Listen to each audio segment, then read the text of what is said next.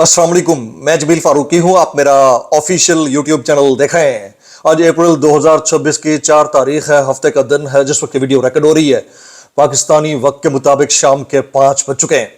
मेरी अंडरस्टैंडिंग में, मेरी नज़र में अब तक की 3-4 top leads, breaking developments, big stories हैं जो मैं आपके साथ शेयर करना चाहूंगा। सबसे पहली और बड़ी खबर अडियाला से, जिसके वकील 25 करोड़ अवाम के महबूब रहनुमा कप्तान कैदी नंबर 804 यानी इमरान खान साहब के नजरिए, उनके मंशूर, उनके मैंडेट, मिशन रिहाई, मिशन मुलाकात, उनका जो मैनिफेस्टो था अवाम को रूल ऑफ लॉ के तहत साथ लेकर चलने का, उसकी बात है। जबकि मैंडेट चोरी करके इक्तदार में आने वाली फॉर्म 47 की जाली सरकार, इसके वज़रा और ओहदेदारान की जानिब से तमाम तर पैंतरे बदले जाने के बावजूद, ओछे हथकंडे अपनाए जाने के बावजूद, टोमक टाइयां करने के बावजूद, टोपी ड्रामे करने के बावजूद, हालात की असलियत से पर्दा उठाने वाले उठा देते हैं।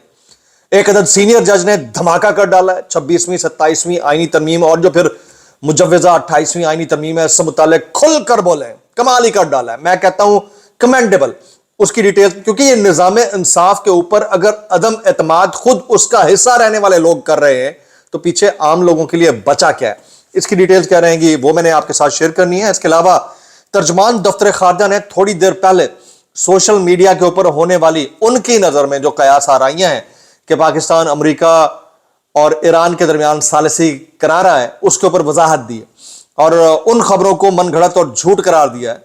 अब इस मामले के ऊपर कुछ मेरे पास भी इतलात हैं, खास तौर के ऊपर जो हुकूमती जोमा है, ओहदेदारान हैं, ये फॉर्म 47 वाली हुकूमत के, ये क्या कुछ कहते रहे हैं, उसकी डिटेल्स क्या रहेंगी वो भी मैं आपके साथ शेयर करूंगा।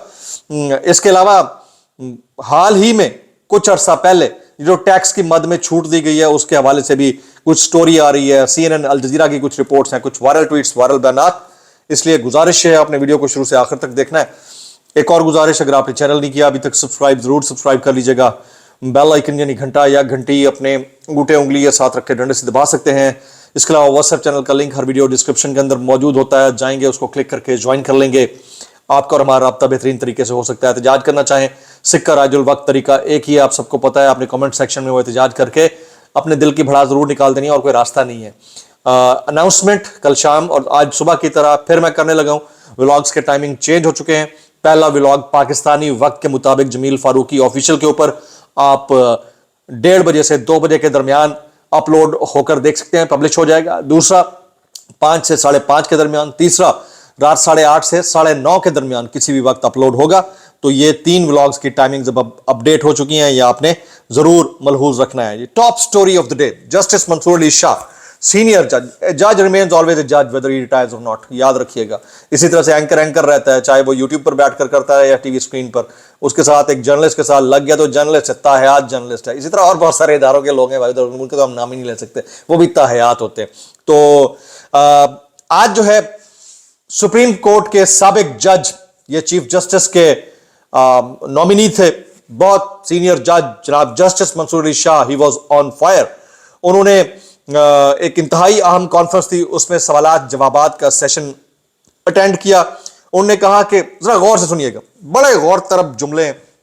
ये अदम एतमाद एक साबिक जज का नहीं, सिस्टम में रहने वाले उस बंदे का है जिसने मुल्क का चीफ जस्टिस बनना था, लेकिन हालात की गिरानी और उनके साथ होने वाली नाइंसाफियों की वजह से ना बन सके। वो कहते हैं सुप्रीम कोर्ट में मुकदमा आता है तो 17 साल बाद हम मुल्जिम बरी कर देते हैं। 17 साल बाद, अंदाजा कीजिए। कहते हैं सुप्रीम कोर्ट में मुकदमा आता है तो 17 साल बाद हम बरी कर देते हैं। कोई नहीं पूछता कि पहले जज साहब ने सजा क्यों दी थी।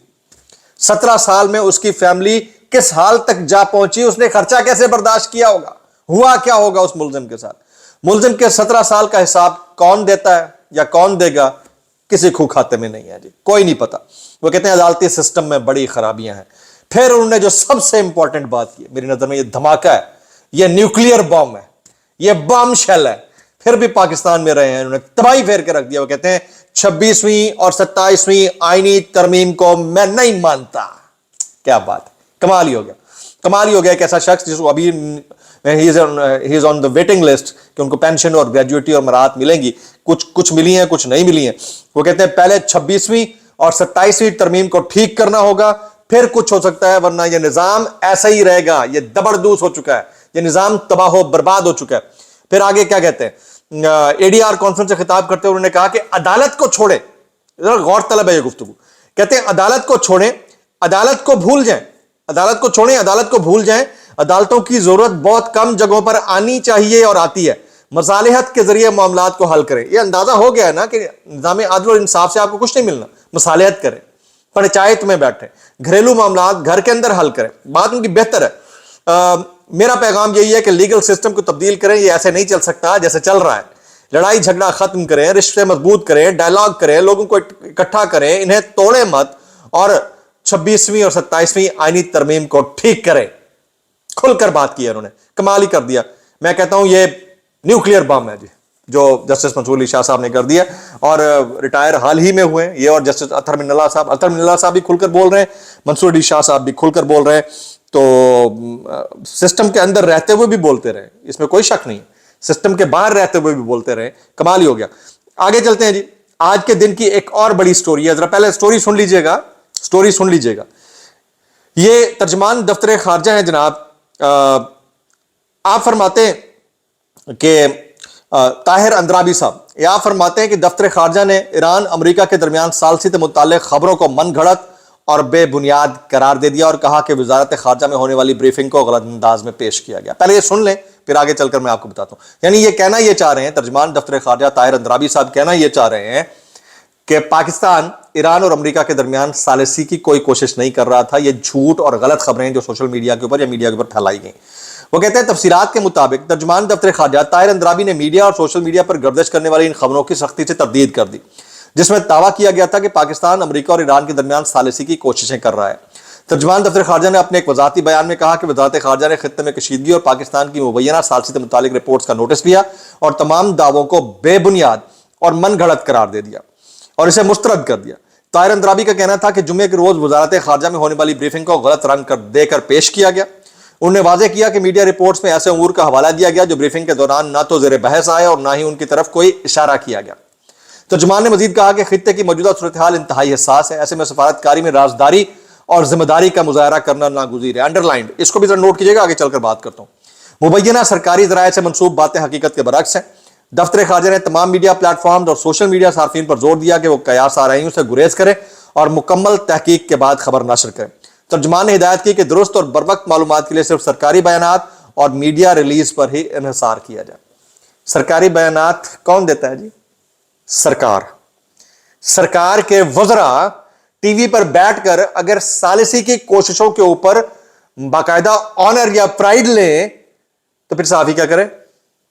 मेरा मतलब हमारे जो ब्रोकरेट फॉरेन सर्विस के जनाब तर्जुमान दफ्तर खारजा साहब से सवाल है कि आपके इस सरकार के वज़रा, ये सरकार क्या होती है? सिर्फ एफओ का स्पोक्स पर्सन तो सरकार नहीं होती ना। सरकार तो वो है जी जो भले फॉर्म 47 से इस वक्त इक़्तिदार में बैठी है। कई लोग हैं जिन्होंने ये कहा, कई लोग जो टीवी के ऊपर बैठकर बाकायदा इसके ऊपर प्राइड लेते रहे। तो फिर उसके ऊपर मीडिया क्या करे या सहाफ़ी क्या करे? पहली बात तो ये। फिर दूसरी इंपॉर्टेंट बात यह कि ये उससे ज्यादा मैंने जो आपको अंडरलाइन करवाई थी कि रिपोर्ट्स का जो है ना वो सख्ती से तरदीद की, जिसमें दावा किया गया पाकिस्तान ईरान इस सारे मामले के अंदर सालिसी की पेशकश कर रहा है। उन्होंने कहा कि मुकम्मल तहकीक के बाद ही खबर नशर की जाए, ऐसा कुछ नहीं है। बल्कि कुछ और बातें भी इन्होंने की थी, ना तो जेर बहस है और ना ही ऐसा कुछ किया गया। ऐसे में सफारतकारी में राजदारी, जी ये जुमला था, ऐसे में सफारतकारी में राजदारी और जिम्मेदारी का मुजाहरा करना नागुज़ीर है। यानी ये सिक्रेसी है या कॉन्फिडेंशियलिटी है, उसको मेंटेन करना चाहिए। ये किसने करना था? सरकार ने। सरकार कौन है? जनाबे वज़रा हजरात, जनाबे नायब वज़ीर आज़म साहब या वज़ीर आज़म साहब। जो नायब वज़ीर आज़म साहब ट्वीट करते हैं कि 20 तैयारे जो है फ्लैग के साथ वो वाकई हुए हैं और उसको ट्रूथ सोशल के ऊपर ट्रंप भी शेयर करता है, तो वो राजदारी कहां थी सर? सवाल है मेरा, एक सिंपल सा सवाल है। तो इसको जरा समझने की जरूरत है। खाली खुली जो है वो सोशल मीडिया पर डालकर या मीडिया के ऊपर डालकर आप इससे बरी ज़िम्मा नहीं हो सकते। आइए जी, एक और उथलाई दो पुथलाई दो। गुज़िश्ता 2 माली सालों में वफाकी हुकूमत की जानिब से 49 खरब 75 अरब रुपए का टैक्स इस्तिस्ना दिए जाने का इंकशाफ हुआ है। कितना? 49 खरब 75 अरब, ट्रिलियंस में आप इस्तिस्ना दे रहे हैं टैक्स के ऊपर और रिकवरी कर रहे हैं अवाम के تو لخ لعنت ہے ایسے نظام کے اوپر یار. آپ استثناء دیتے تو سوچ سمجھ کے دیتے. مجھے تو سمجھ ہی نہیں آ رہی آپ کرنا کیا چاہ رہے ہو بھائی. یہ کہتے ہیں کہ ذرائع کے مطابق مالی سال 2023-24 اور 22-23 میں وفاقی حکومت نے مختلف سیکٹرز کو انکم ٹیکس کی مد میں 10 خرب 22 ارب روپے, جبکہ سیلز ٹیکس کی مد میں بڑے سرمایہ داروں کو 2757 ارب روپے کا ٹیکس استثناء دیا, بڑے سرمایہ داروں کو.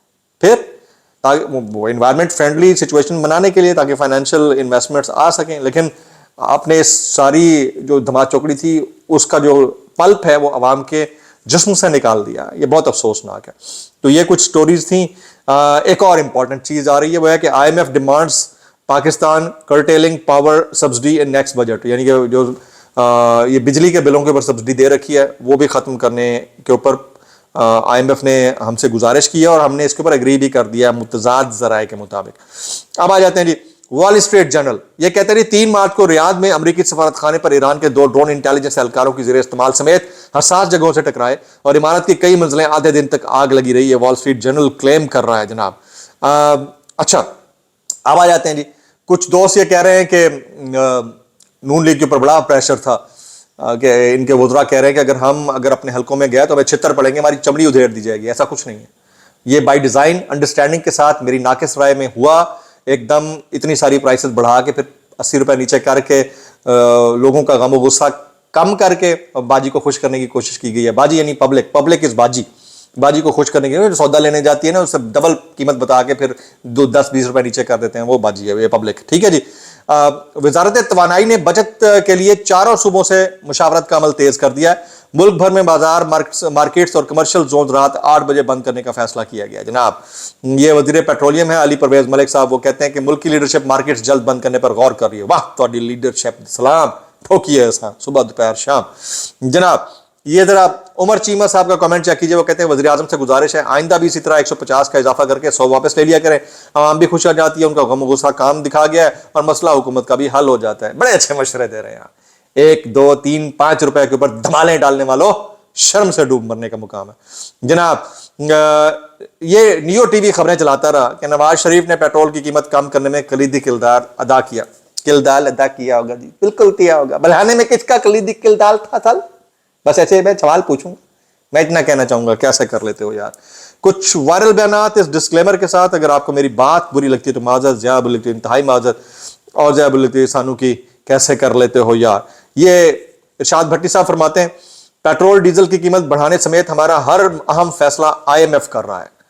روس اور ایران سے سستا تیل خریدنا ہے یا نہیں, ہمارا یہ فیصلہ امریکہ کرتا ہے, اور ہمیں یہ وہم ہے کہ دنیا ہمارے کہنے پر اپنے فیصلے بدلے گی. ایپٹلی pointed out, very ایپٹلی pointed out.